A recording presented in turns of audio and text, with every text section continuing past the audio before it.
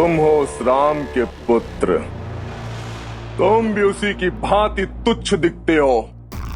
निर्बल बनवासी से तुम्हारे पिता राम ने मेरे पिता की हत्या की।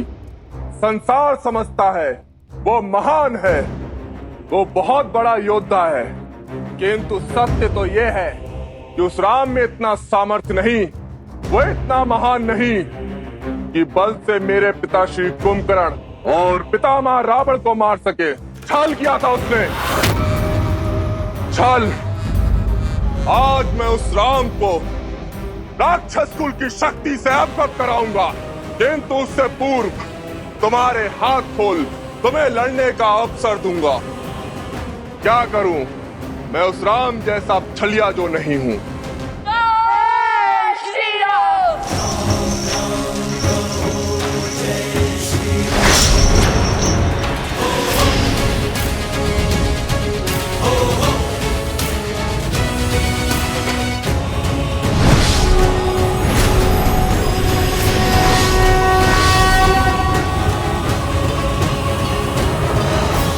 बंदी बना लो इन्हें।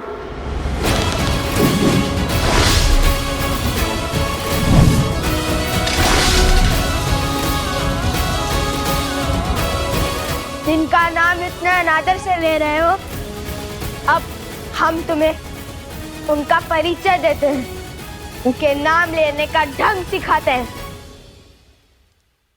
रघुकुल शिरोमणि, कौशल नरेश, अयोध्यापति, दशरथ नंदन श्री राम। अहंकार के इसी मद में, शक्ति के इसी मद में तुम्हारे पितामह भी मृत्यु को प्राप्त हुए थे। सुना है वो रावण भी हमारे पिताश्री के नाम के आगे श्री लगाने से कतराता था, क्योंकि श्री से राम संपूर्ण होते हैं, क्योंकि श्री में सीता है और सीता से राम, सिया राम की शक्ति है उसमें। अंत में वो रावण भी श्री राम कह के ही तो मरा था। श्री राम वो ध्वनि नहीं जिससे मन घबराए, ये वो जयघोष है जिससे हर पुरुष, हर स्त्री, हर नर, हर मन को एक करता है। और धर्म की ओर से श्री राम और माता सीता का आयन ही तो श्रीमद् रामायण है, और हम सिया राम के पुत्र हैं।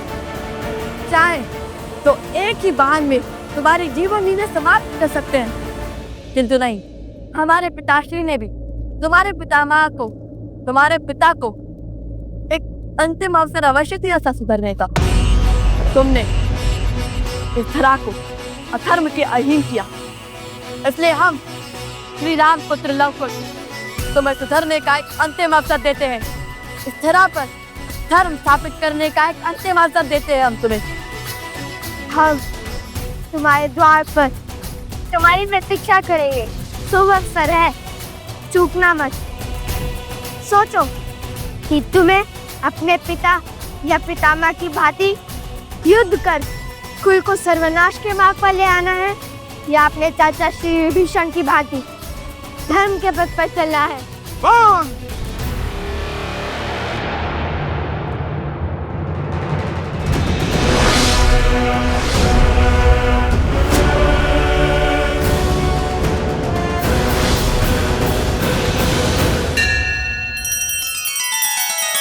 श्री रामचंद्र कृपालु भजु मन हरण भव भय दारुणम।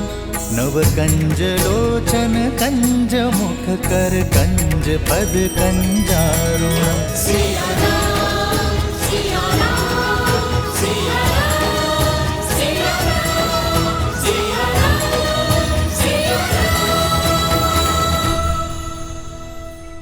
निर्बल था, विश्वासघाती था वो विभीषण, जो शत्रु के आगे नतमस्तक हो गया। उसके मार्ग पर चला तो जीवन भर अपने पिता के बलिदान की पीड़ा नाग बनकर ढकती रहेगी मुझे। पिताश्री ने कहा था, विभीषण चाचाश्री ने राम का साथ देकर भूल की, पाप किया, रात्र धर्म से विमुख हो गया वो। संसार तुम्हें सदा विश्वासघाती के रूप में स्मरण रखेगा। रावण का भेद ही कहेगा, घर का भेद ही कहेगा। मैं भी अपने पिता का पुत्र हूँ, प्रतिशोध की ज्वाला में जल रहा हूँ। प्रतीक्षा करने की आवश्यकता नहीं है तुम्हें। हाँ, यदि तैयारी के लिए समय चाहिए तो बता दो। अगले पहर के पश्चात मैं अकेला युद्ध भूमि में खड़ा मिलूंगा तुम्हें। यदि तुम दोनों ने मुझे हरा दिया तो मेरी यह असुर सेना जीवन भर विभीषण के साथ मिलकर तुम्हारे राम के मार्ग पर चलेगी।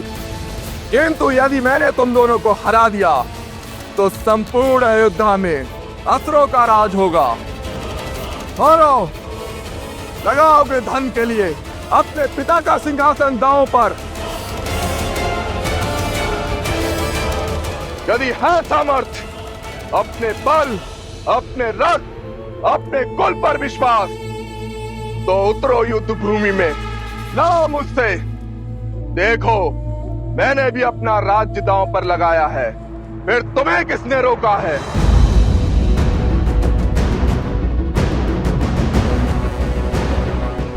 धर्म ना कभी हारता है और ना ही कभी किसी से भयभीत होता है। हम शर्त के पास में नहीं बनते, किंतु एक वचन अवश्य देते हैं। शीघ्र ही इस स्थान से तुम्हारी अधर्म की सत्ता का अंत होगा। यहाँ धर्म का संचालन होगा। जय सिया राम।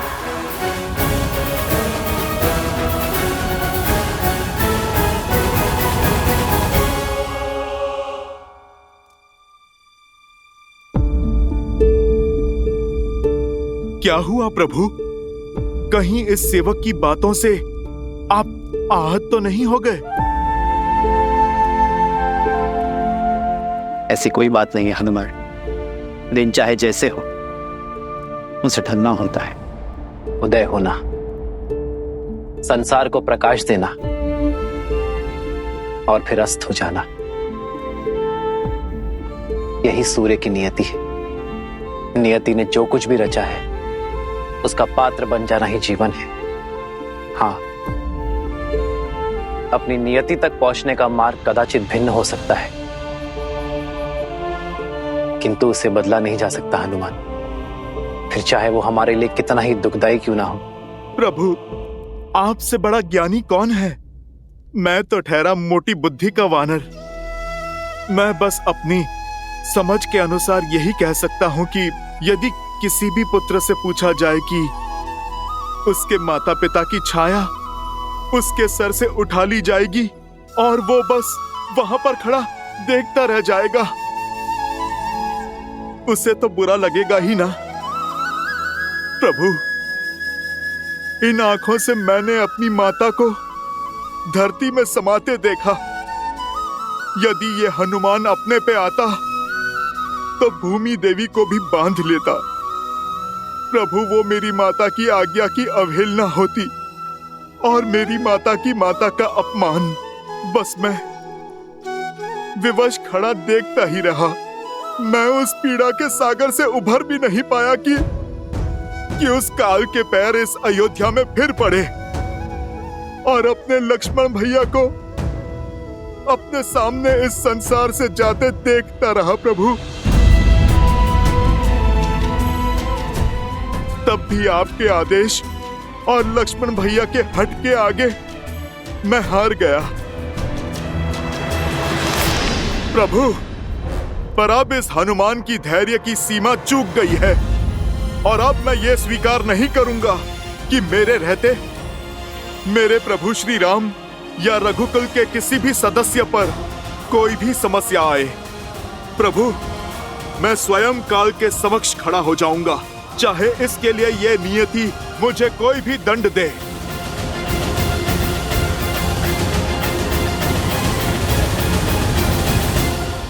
और प्रभु, आपको सौगंध है अपने इस दास की, इस बार आप मुझे नहीं रोकेंगे और ना ही किसी भी बंधन में डालेंगे। प्रभु, यदि मैंने आपकी भक्ति पूर्ण तन मन और आत्मा से की है तो मेरे प्रभु श्री राम मेरे इस कार्य के बीच में नहीं आएंगे। प्रभु, आपको मेरी सौगंध है।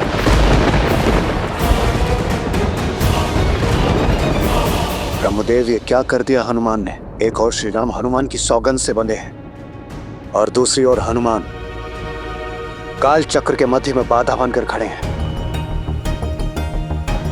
माता सरस्वती, अब आप ही कोई मार्ग सुझाइए। देवराज, भले ही मैं ज्ञान की देवी हूं, लेकिन भक्ति के आगे ज्ञान हार ही जाता है। हनुमान के सामने मैं स्वयं ही असहाय हूं। हनुमान त्रेता और द्वापर के मध्य में संकट बनकर खड़े हैं और हम देवताओं से उन्हें अभय प्राप्त होने के साथ साथ चिरंजीवी होने का आशीष भी प्राप्त है। तब कौन हरेगा हमारे इस संकट को? क्या हुआ यमदेव? आप बड़े विचलित हैं। विचलित तो सृष्टि का चक्र हो रहा है ब्रह्मदेव, और बाधा क्या है आप स्वयं जानते हैं ब्रह्मदेव। यदि काल अयोध्या के भीतर नहीं पहुंचा तो जिन लोगों का जीवन काल पूरा हो चुका है और वो लोग अपने समय से ऊपर जी रहे होंगे, सारा संतुलन ब्रह्मदेव भंग हो जाएगा। केवल श्री राम नहीं, और भी लोगों का जीवन चक्र हनुमान ने अपने हाथों से रोका हुआ है। यदि कोई मार्ग नहीं निकला ब्रह्मदेव, तो विवश होकर मुझे हनुमान पर बल प्रयोग करना होगा। महादेव वैसे भी ध्यान में लीन है, तो क्यों ना यमराज को एक अवसर दिया जाए, कदाचित वही कोई मार्ग निकाल ले।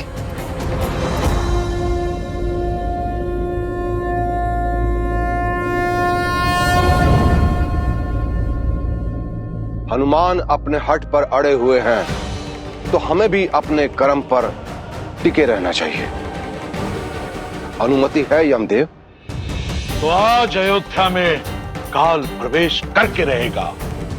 मैं अपने सर्वश्रेष्ठ यमदूत को अयोध्या भेजूंगा।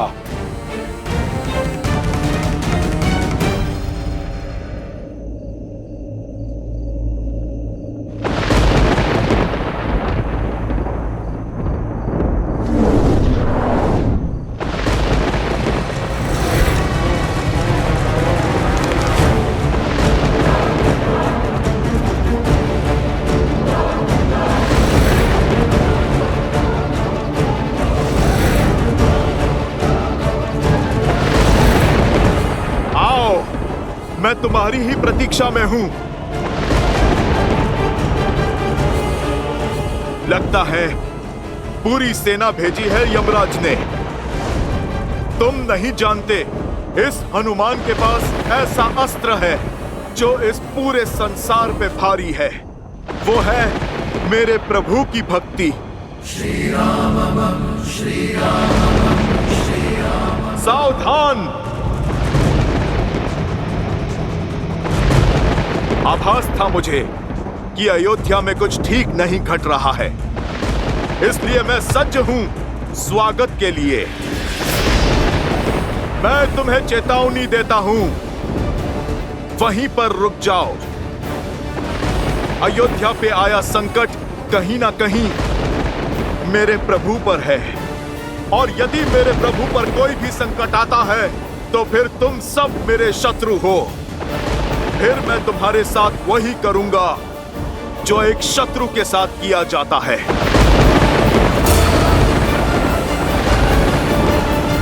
जय श्री राम।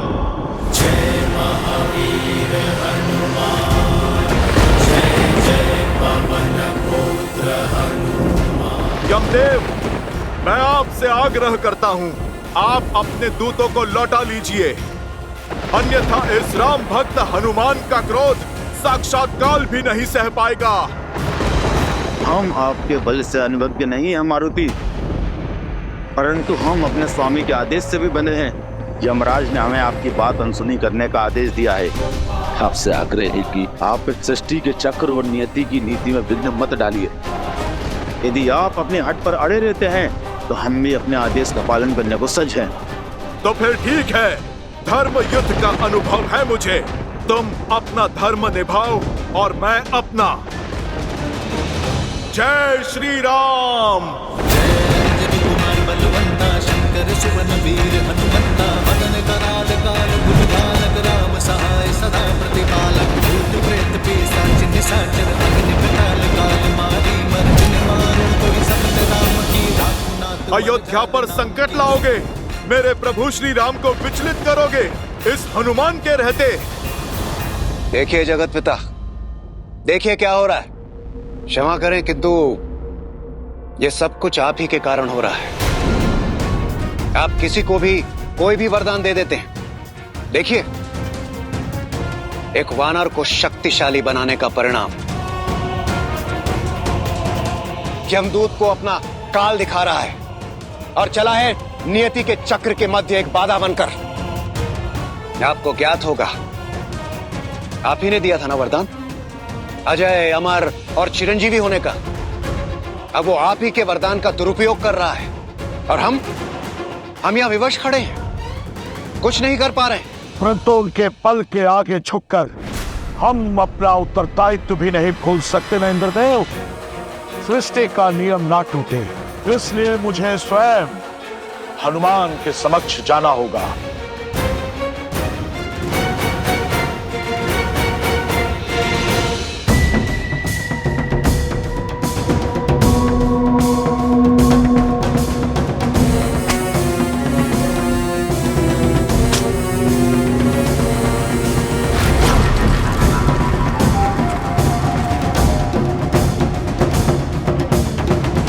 राम के पुत्र होने का अहंकार है ना तुम्हें?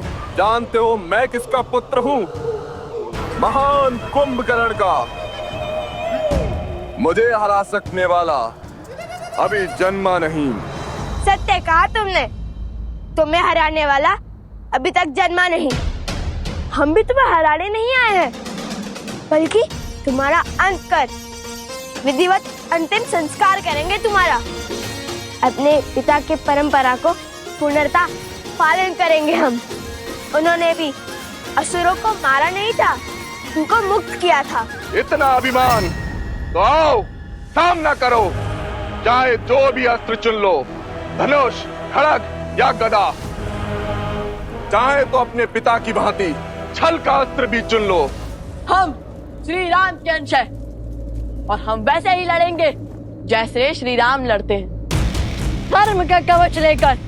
और धर्म कहता है कि तुमने हमारे धर्मात्मा पिता को कपटी कहकर महाअपराध किया है, अपनी मृत्यु को निमंत्रण दिया है।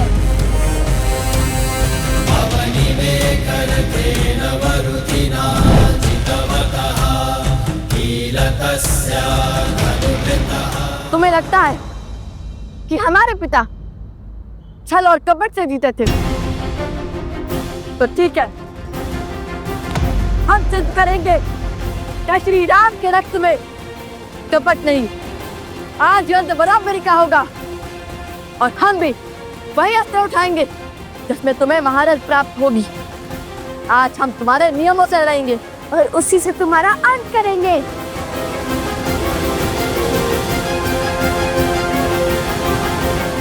जो अधिक बोलता है वो मृत्यु पाता है।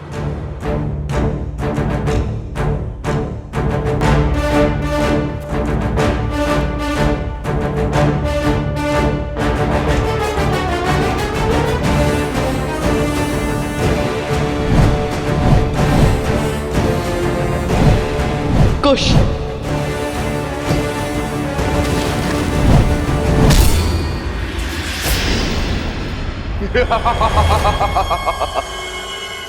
बस इतना सा बल है राम के रक्त में। अब देखो और कुंभकर्ण के रक्त का बल। कुश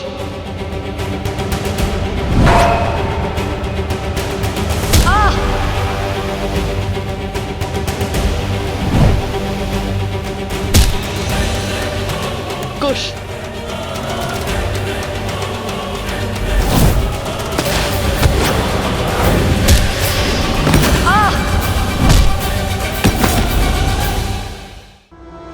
कुश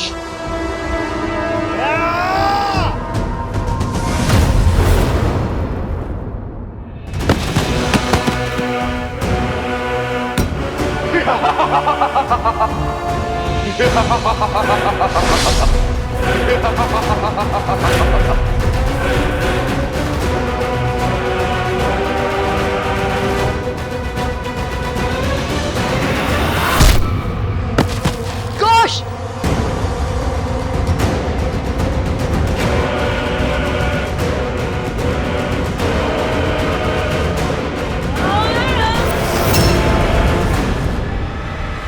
राम भैया